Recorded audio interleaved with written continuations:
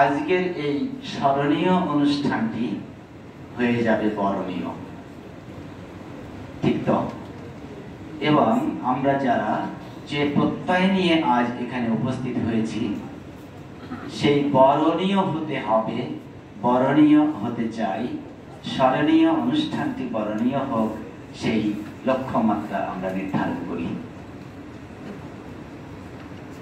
আজকের অনুষ্ঠানের উপস্থিত শেখ সায়রা খাতুন মেডিকেল কলেজের অধ্যাপক বৃন্দ, সহযোগী অধ্যাপক বৃন্দ, সহকারী অধ্যাপক, প্রভাষক বৃন্দ অর্থাৎ আমার নিত্য সহকারী বৃন্দ, এবং মঞ্চে উপস্থিত আছেন শেখ সায়রা খাতুন মেডিকেল কলেজ হসপিটালের সুযোগ্য পরিচালক মহোদয়। তার কাছে আমি কৃতজ্ঞ তিনি উপস্থিত থাকার জন্য। প্রথমেই ধন্যবাদ এবং অভিনন্দন জানাতে চাই আজকের এই অনুষ্ঠানে উপস্থিত গর্বিত অভিভাবক বৃন্দদের। প্রত্যেকের একটি স্বপ্ন থাকে, স্বপ্নের বাস্তবায়ন যখন হয় সেটি ভাষায় প্রকাশ করা যায় না, সেটা প্রকাশিত হয় যার স্বপ্ন পূরণ হয়েছে তার অন্তরে। আমি বিশ্বাস করি আজকের এই বক্তব্যের মধ্যে, অনুষ্ঠানের মাধ্যমে এখানে যে গর্বিত বাবা মা উপস্থিত আছেন, যখন তাদের ছেলে মেয়েদের স্বপ্ন পূরণের পথ আমাদের শিক্ষকরা বাতলিয়ে দিচ্ছিলেন, আমি জানি প্রত্যেকটি বাবা মায়ের হৃদয়ের মধ্যে একটি অদ্ভুত আনন্দ অশ্রু বেরোচ্ছে। কেন আনন্দ অশ্রু বয়ে যাচ্ছে? এর চেয়ে বড় পাওয়া কিছু হয় না যখন নিজের সন্তান একটি কাঙ্ক্ষিত লক্ষ্যে পৌঁছাতে শুরু করে। আমি একজন অভিভাবক, আমারও দুটি সন্তান আছে। ঠিক আপনাদেরকে অভিভাবকদের বলছি, আপনাদের জায়গায় দাঁড়িয়ে আমি আপনাদের গর্বের সাথে সাথে আমিও অংশীদার হচ্ছি। আমি এই মেডিকেল কলেজের অধ্যক্ষ হিসেবে এই সকল ছেলে মেয়ের অভিভাবক হিসেবে যে দায়িত্ব আপনারা আজকে দিচ্ছেন, সেভাবে সেই অভিভাবক হিসেবে আমি নিজেকে গর্বিত মনে করছি। আমি দায়িত্ব,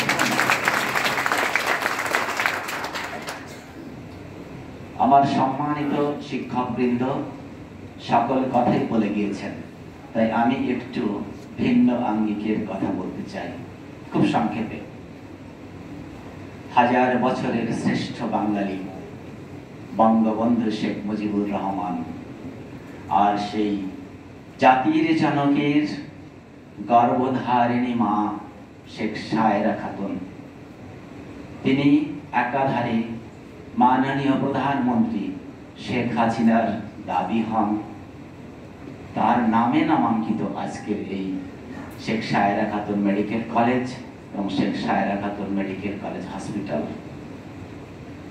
সেখানে ভর্তি হওয়ার সুযোগ পেয়ে আমি আমার নবাগত ত্রয়োদশ SSKMC ব্যাচের সকল সন্তানতুল্য ছেলে মেয়েদেরকে অন্তর থেকে অভিনন্দন জানাচ্ছি। আমরা জানি মাননীয় প্রধানমন্ত্রীর ঐকান্তিক প্রচেষ্টায়, আন্তরিকতায়, নির্দেশনায় এবং গোপালগঞ্জ ৩ সদর আসনের মাননীয় সংসদ সদস্য এবং তিনি স্বাস্থ্য বিষয়ক সংসদীয় কমিটির সভাপতি জনাব শেখ ফজলুল করিম সেলিম সরাসরি তত্ত্বাবধানে নির্মিত হয়েছে এই সুন্দর ক্যাম্পাসটি। এই দৃষ্টিনন্দন ক্যাম্পাসটি উপহার দিয়েছেন মাননীয় প্রধানমন্ত্রীর সরাসরি নেতৃত্বে। আমি সবসময় বলি, যেটি দৃষ্টি নন্দন হয় তাকে, সেই নন্দন স্থাপনাকে স্থায়িত্ব করার জন্য, মেনটেন করার জন্য আমাদের যারা অবস্থান, আমরা যারা এখানে অবস্থান করব, তাদেরকেও সেই দৃষ্টিটাকে নন্দনের মতোই রাখতে হবে। যে কথাটি আগেই বলা হয়েছে, আমাদের মধ্যে যা কিছু খারাপ আজ থেকে সেটি বিসর্জিত হলো। আমাদের চোখ সবসময় ভালো জিনিস দেখবে, কান ভালো জিনিস শুনবে, মুখ ভালো কথা বলবে, তাহলেই অন্তরটিও সবসময় ভালো থাকবে। সুতরাং আজ হবে আমার শপথ নেওয়ার দিন যে আজ আমি যে প্রফেশনের মধ্যে অন্তর্ভুক্ত হচ্ছি, সবাই বলেছেন মানবিক ডাক্তার হতে হবে। মানবিক যদি হতে হয় তাহলে আগে আমার মনকে সংযত করতে হবে, মনকে স্থির করতে হবে, মনকে সকল রকমের অপকর্ম থেকে সরিয়ে শুধুমাত্র ভালোর জন্য স্থির করতে হবে। আমি একটু বলতে চাই খুব সংক্ষেপে, মাননীয় প্রধানমন্ত্রী শেখ হাসিনা দুটি জিনিসকে সবচেয়ে প্রাধান্য দেন, একটি শিক্ষা এবং একটি স্বাস্থ্য। স্বাস্থ্যকে তিনি আরো বেশি প্রাধান্য দিয়েছেন স্বাস্থ্য শিক্ষা এবং স্বাস্থ্য গবেষণার মতো বিষয়টিকে। কারণ আজ আমরা শুধুমাত্র বাংলাদেশের জন্য চিকিৎসক হব না, আন্তর্জাতিক সমমান সম্পন্ন চিকিৎসক হব, যার জন্য আমাদের স্বাস্থ্য শিক্ষা এবং স্বাস্থ্য গবেষণার উপর প্রধানমন্ত্রী 1 নম্বরে গুরুত্ব দিয়ে বাজেট বরাদ্দ করেছেন, যাতে আমরা আন্তর্জাতিক পর্যায়ে সমমনা হতে পারি। আমরা চেষ্টা করব শেখ সায়রা খাতুন মেডিকেল কলেজের এই সুন্দর স্থাপনার মধ্যে যে প্রাণগুলি আছে, যে প্রাণের নিউক্লিয়াস আমরা কোষ জেনেছি, যে প্রাণ বা যে কোষের নিউক্লিয়াস হচ্ছে আমার প্রাণ প্রিয় ছাত্রছাত্রীরা। আমরা টিচার হচ্ছে মাইটোকন্ড্রিয়া, আমরা শক্তি যোগান দিব, তোমাদেরকে মেটাবলিজমে হেল্প করব, কিন্তু মূল নিউক্লিয়াস কিন্তু তোমরা, তোমাদেরকেই আমরা সেভাবে গাইড দিব যাতে তোমরা সত্যি সত্যি প্রধানমন্ত্রী 2041 সালের স্মার্ট বাংলাদেশে একজন আন্তর্জাতিক মানসম্পন্ন চিকিৎসক হিসেবে মানুষের সেবা করতে পারো। অভিভাবকদের কাছ থেকে সবাই বলেছেন, আমি দুটি কথা বলতে চাই। আমি যখন অভিভাবকের দায়িত্ব নিয়েছি, আমি সত্যি সত্যি অভিভাবকের মতোই আপনার ছেলে মেয়েদের দেখে রাখবো। আপনি কেউ হয়তো বলতে পারবেন না যে আপনার ছেলে মেয়ের গায়ে কখনো কেউ হাত দেন নাই, দিয়েছেন কিনা? আমি দিয়েছি। আমার মেয়ে যখন পড়তে বসে পড়তে পারে না, তার চুল টেনে দিয়েছি। সে কথা বারবার বলে যে বাপির কাছে পড়তে বসা খুব কঠিন, কারণ যে জিনিস বারবার বলছি সেটাও যখন পারে না, তখন বাবা হয়ে যায়, টিচারের সেই বেত্রাঘাত দিলেও কম্পিত হন না। আমি বলছি, আমি অভিভাবক হিসেবে দায়িত্ব নিচ্ছি, যে কথাগুলি আপনারা বলেছেন, যদি কলেজের পরিপন্থী কোনো কাজ এরা করে, তাহলে আমি কিন্তু তাদেরকে আঘাত করতে পিছপা হব না। এটি আমি যতদিন আছে এটি আমার কথা। আঘাত থেকে আগে বলেছি। আপনারা হয়তো ভাববেন ভালোবাসাটা কি নাই? অবশ্যই তারা আমার ভালোবাসার পাত্র। শাসন করা তারই সাজে, সোহাগ করে যে। ওরা আমার কাছে সবসময় সোহাগের বিষয়টিতেই থাকবে, কিন্তু প্রয়োজনে শাসন করব পরবর্তীতে সোহাগ করার জন্যই, তাকে শুধরানোর জন্য। এটুক অনুমতি আমি অভিভাবকদের কাছ থেকে চেয়ে নিচ্ছি। আমি আশ্বস্ত করছি আপনাদের, ছেলে মেয়েদের আভ্যন্তরীণ নৈতিকতা, শৃঙ্খলা এগুলো রক্ষা করার জন্য আমার এখানে আমি এসে কতগুলি স্ট্রং কমিটি করে দিয়েছি। তার মধ্যে অন্যতম হচ্ছে নৈতিকতা কমিটি, যেটি আমরা কাজ শুরু করেছি। একটি আছে শৃঙ্খলা কমিটি, যে শৃঙ্খলা কমিটির মাধ্যমে সরাসরি যে কোনো ঘটনা ঘটলে দ্রুততম সময়ে সেটি শুধরানোর চেষ্টা আমরা করব। আমি স্টুডেন্টদের জন্য 2টি স্টুডেন্ট ওয়েলফেয়ার কমিটি করেছি, একটি ছাত্রদের জন্য, একটি ছাত্রীদের জন্য। ওয়েলফেয়ার কমিটিতে আমাদের সর্বস্তরের চিকিৎসকগণ থাকবেন। তাদেরকে গ্রুপ ওয়াইজ ভাগ করে দিব। যেমন আমার 123 জন ছাত্রছাত্রী আছে, 15 ছাত্রছাত্রীর জন্য আমি একজন টিচারকে নির্দিষ্ট করে দেব। 15 জন ছাত্রছাত্রীর যে কোনো ধরনের সমস্যা সে ওই স্যারের মাধ্যমে আমার কাছে পৌঁছাতে পারবে। এবং আমি মনে করি আমাদের যে সমন্বয় কমিটি আছে, নৈতিকতা কমিটি, শৃঙ্খলা committee, student welfare committee, hostel committee, এই সমন্বয় কমিটির মাধ্যমে আমরা তাদেরকে দেখভাল করতে পারবো, এটুকু আশা আমি ব্যক্ত করতেই পারি। একটি জিনিস বলি, শেষ করি, কারণ আসলে অনেক সময় হয়ে গেছে, সব কথা বলার সুযোগও নাই। আমি ছাত্রছাত্রীদের কিছু বলছি, আমাদের কিছু দায়বদ্ধতা আছে, কিছু ঋণ আছে, যেগুলি আমরা পারিবারিকভাবেই শিখে এসেছি, সেগুলিকে আমি আবার তোমাদের সামনে একটু উপস্থাপন করতে চাই। যে ঋণের প্রথমটি হচ্ছে পিতৃ-মাতৃ ঋণ, পিতামাতার ঋণ। বলা হয় পিতামাতার ঋণ কখনো শোধ করা যায় না, চাইও না। তোমরা কি চাও পিতামাতার ঋণ শোধ করতে? আমরা ঋণ শোধ করতে চাই না, কারণ সেই ঋণ অপূরণীয়।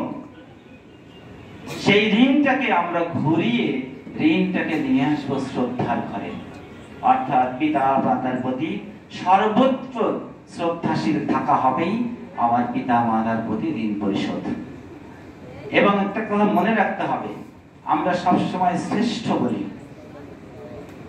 আমার কাছে সবচেয়ে শ্রেষ্ঠ মানুষকে যদি বলি আমি নিজে, দ্বিতীয়টি বলবো আমার কাছে শ্রেষ্ঠ আমার পিতামাতা। অনেকের মধ্যে অনেক ধরনের কমপ্লেক্সিটি থাকতে পারে, আমি ছাত্রদের উদ্দেশ্যে বলছি, কমপ্লেক্সিটি তো তোমরা বুঝো। যেমন এখনই যদি পাশাপাশি দুজন বসো, কেউ বলবে ও চশমা পরেছে, আমি চশমা পরিনি, ও স্টাইল করছে, আমি স্টাইল করতে পারছি না, ও লম্বা, আমি খাটো। This is one type of complexity. সেই ক্ষেত্রে আমার এই শিক্ষাঙ্গনে যতক্ষণ তোমরা থাকবে, তখন তোমরা ছাত্র এবং ছাত্রী, অর্থাৎ মেডিকেল স্টুডেন্ট। এখানে কোনো ধরনের কম্পেয়ারিটি নিজেদের মধ্যে আমি প্রশ্রয় দিতে চাই না, এবং তোমরা এটা দিবে না।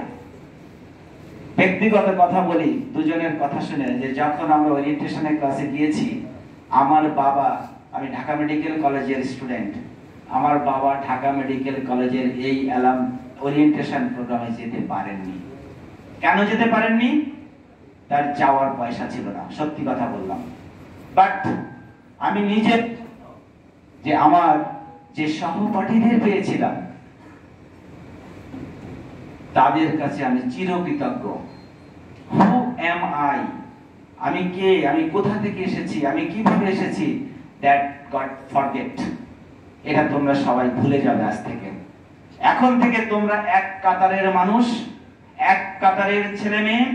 তোমরা একটি ট্রেনে, আমরা যখন ট্রেন চালাই, ট্রেনে যে বগিগুলো থাকে জাস্ট বগির মতো, সামনে ইঞ্জিন হিসেবে আমরা আছি, আমি প্রিন্সিপাল হিসেবে আছি, আমার পরিচালনার জন্য সকল শিক্ষক বৃন্দ আছেন। আমরা হচ্ছে তোমাদের ইঞ্জিন অ্যান্ড ফুয়েল। ইঞ্জিন আমরা চালিয়ে নিব, তোমরা বগির মতো শুধু আমাদের সাথে লেগে থাকবে। তাহলে আমরা কেউই গন্তব্য থেকে বিচ্যুত হব না। ট্রেন যখন স্টেশনে পৌঁছায়, তখন সব বগিগুলোই তো পৌঁছায়। একটা কি যে পিছনে ছিল সে কি পড়ে থাকে? থাকে না।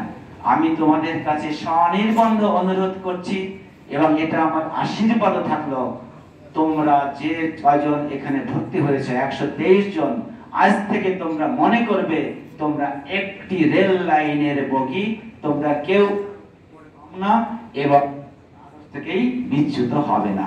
এটি আমার একটি শপথ নেওয়ার মতো করে আজকে নিতে বলবো। দ্বিতীয় কথাটি বলি, আরেকটি দায়বদ্ধতা আছে শিক্ষকের প্রতি, অর্থাৎ গুরু ঋণ বা শিক্ষক ঋণ। আমরা ছোট থেকে যাদের কাছ থেকে শিখে এসেছি, সেই অ আ ক খ যিনি পড়িয়েছেন, তার থেকে শুরু করে আজ পর্যন্ত সকল শিক্ষককে সবসময় সম্মানের চোখে দেখবে। অবশ্যই দেখবে কে তোমার সঙ্গে খারাপ ব্যবহার করেছিলেন, কোন স্যার তোমাকে বেত্রাঘাত করেছিলেন, আমি তো একটু আগেও বললাম, আমিও তোমাকে বেত্রাঘাতের মতো আঘাত করতে পারি, বাট সেই কারণেই তোমরা আজ এখানে এমন একটি মহান পেশার সাথে যুক্ত হতে পেরেছ। সো তাদের প্রতি সবসময় শ্রদ্ধাশীল থাকবে। এটাকে বলে গুরু ঋণ। সমাজের প্রতি তোমাদের ঋণ আছে। তুমি জানোই না, তুমি যখন 1 বছর বয়সের শিশু ছিলে, তখন তোমাকে কে কে কোলে নিয়ে ঘুরে বেড়িয়েছিল। তোমার মা বাবাই শুধু না, তোমার মাসি, পিসি, খালা, পাশের মানুষ, কতজন কতভাবে যে তোমাকে আদর করেছে, তোমার ব্রেন হয়তো সেটা মনে রাখেনি, কিন্তু অন্যদের দেখে শিখবে, হ্যাঁ এরকম আমিও ছিলাম। সুতরাং সমাজের প্রতিটা স্তরের মানুষ আমাকে বড় হতে সহযোগিতা করেছে, সেই জন্য সমাজের প্রতিও আমার অনেকটা দায়িত্ব আছে। সেই দিনটিকেও আমার মাথায় রাখতে হবে। একজন প্রবক্তা বলে গিয়েছেন, আমাদের কোর্স কে পরিচালনা করেন? রাষ্ট্র করেন। রাষ্ট্রের প্রতি আমার দায়বদ্ধতা আছে। যে রাষ্ট্র আমাকে আজ মেডিকেল কলেজে পড়ার সুযোগ করে দিয়েছে, রাষ্ট্রের প্রতি দায়বদ্ধতা আছে। এই রাষ্ট্রের প্রতি দায়বদ্ধতা কিভাবে আমরা প্রকাশ করি? বিভিন্ন সংগঠনের মাধ্যমে। রাজনৈতিক সংগঠনকে আমি শ্রদ্ধা করি, কিন্তু ছাত্র আর রাজনীতি কিন্তু এক নয়। ছাত্র রাজনীতি হবে ছাত্রত্বের জন্য।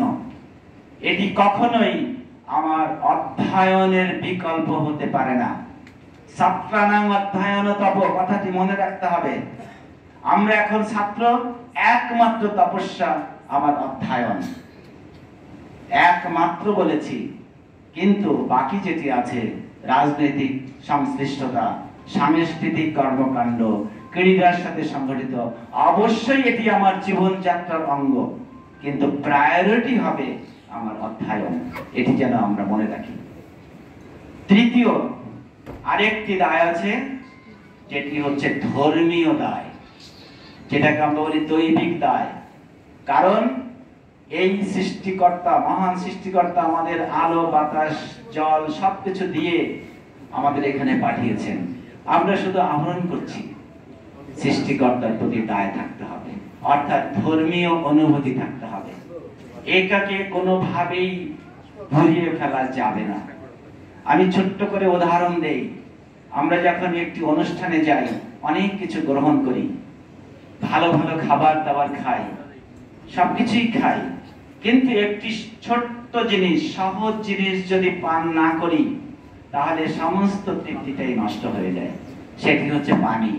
অথচ এই পানিটাকে আমরা কিছু বলি না। কেউ জিজ্ঞেস করলে, আরে কি কি খাওয়ালো? অনেক কিছু খাইয়েছে। পানির কথা কিন্তু আমরা বলি না, আর এটি বলার মতও নাই। ধর্মীয় অনুভূতি, ধর্মীয় নৈতিকতা, ধর্মীয় আদর্শ, ধর্মীয় আচার আচরণ, সেটি হচ্ছে এই পানির মতো। পানি না খেলে যেমন আমার সমস্ত কর্মকাণ্ডে অতৃপ্তি থাকে, এই ধর্মীয় অনুভূতি এবং ধর্মীয় অনুশাসন যদি আমি মেনে না চলি, তাহলে আমার সমস্ত কিছুই অতৃপ্তিতে থাকবে। এটি হচ্ছে পঞ্চম দায়, অর্থাৎ আমার ধর্মীয় আচার আচরণের প্রতি শ্রদ্ধাশীল থেকে, সকল ধর্মকে শ্রদ্ধার চোখে দেখে স্বধর্মে আচরণ করা। এটি আমার আরেকটি কথা থাকলো। আমি একটু শেষ করব। এই ধর্মীয় আচরণ প্রসঙ্গ যেহেতু আসলো, ধর্মীয় নৈতিকতা বোধ যদি আমার মধ্যে জাগ্রত থাকে, তাহলে আমার মধ্যে নীতিবোধ থাকবে। নীতিবোধ যদি থাকে, সেটি আমাকে মূল্যবোধ তৈরি করবে। যখন মানবিক মূল্যবোধ আসবে, তখন আমার চরিত্র তৈরি হবে। চরিত্র হবে, আমার মধ্যে একাগ্রতা আসবে। একাগ্রতা কেমন? আমার মন যদি ভালোভাবে, কথা ভালো বলবে এবং কাজও ভালো করব। অর্থাৎ কায় মন বাক্য যদি ঠিক থাকে, তাহলে আমি একজন চরিত্রবান মানুষ হব। আমরা কি চরিত্রবান হইতে চাই না? অবশ্যই চাই। আমি যদি চরিত্র ঠিক থাকে, এটি একটি উদাহরণ হবে। আর উদাহরণ যদি ঠিক হয়, তাহলে মানুষ আমাকে